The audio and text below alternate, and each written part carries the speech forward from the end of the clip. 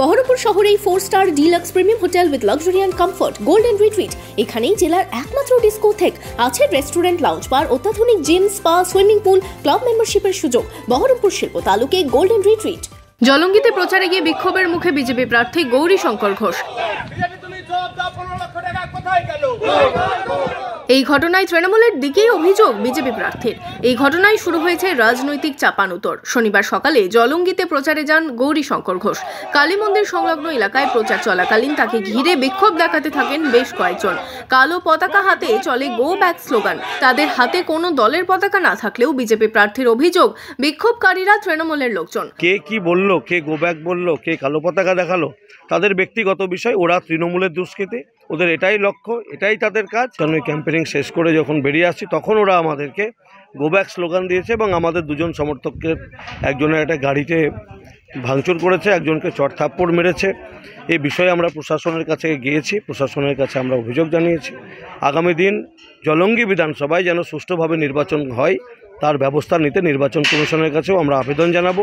যে ভোট প্রচারে যখন আজকে তৃণমূলের দুষ্কৃতীরা বাধা দেওয়ার চেষ্টা করছে, নির্বাচন যত এগিয়ে আসবে এই বাধাদান তত বৃদ্ধি পেতে পারে।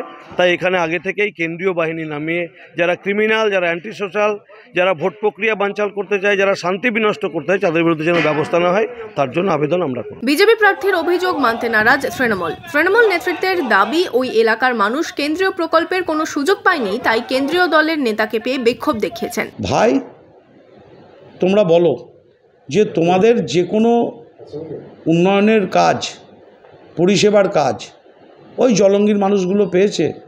ওই ভাঙনের টাকা আজ কেন্দ্রীয় সরকারের দায়িত্ব থাকলেও সেই ভাঙনের টাকা আজকে বাঁধ মেরামতিতে কেন্দ্রীয় সরকার দিচ্ছে না। কোথায় অন্যায়, কোথায় অন্যায়? কোনো নাই।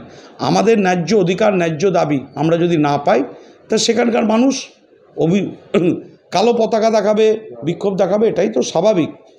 হাসি মুখে মেনে নিয়ে বলতে হবে যে আমরা ভাই করিনি, এই মুর্শিদাবাদের জন্য বিজেপি পার্টি আমরা কোনো কাজ করিনি। আজ ভোটের সময় বিভাজনের কথা বলে, সাম্প্রদায়িকতার কথা বলে আজকে ভোট চাইতে এসেছি। তাই মানুষ তাদের অভিযোগ জানানোর জায়গা পেয়েছে নেতাকে, তাই অভিযোগ জানিয়েছে। ভোটের আগে কখনো কংগ্রেস প্রার্থী, কখনো আবার বিজেপি প্রার্থীকে ঘিরে বিক্ষোভের ঘটনা সামনে আসছে। যদিও এ নিয়ে বিজেপি ও তৃণমূল দু দলকেই বিঁধেছে কংগ্রেস নেতৃত্ব। জলঙ্গিত যেটা করলো এটা খুব নোংরামি করলো, এটা আমরা কোনো মতেই আমাদের রাজনৈতিকভাবে আমরা পছন্দ করি না। আজকে যদি সরকারের বিরুদ্ধে কোনো রাজনৈতিক দলের বিরুদ্ধে বলার দরকার থাকে, তার জন্য আজকে ভোট প্রচারে নির্বাচনী জনসভা আছে, মঞ্চ আছে, পথসভা আছে, তার মাধ্যমে বলো যে একদিকে বিজেপি যে আচরণ করছে, তৃণমূল আচরণ করছে। আমরা সেই জন্য চাইছি যে কেন্দ্রে বিজেপির পরিবর্তন ঘটুক এবং এখানে রাজ্যের তৃণমূল সরকারের পরিবর্তন ঘটুক। শনিবার সকালে নওদায় প্রচারে গিয়ে তৃণমূলের বিক্ষোভের মুখে পড়তে হয় অধীর চৌধুরীকে। এর পরপরই জলঙ্গিতে বিজেপি প্রার্থীকে বিক্ষোভ ও কালো পতাকা দেখানো নিয়ে ভোটের উত্তাপ বাড়ছে মুর্শিদাবাদে। Bureau report, Madhyabanga news.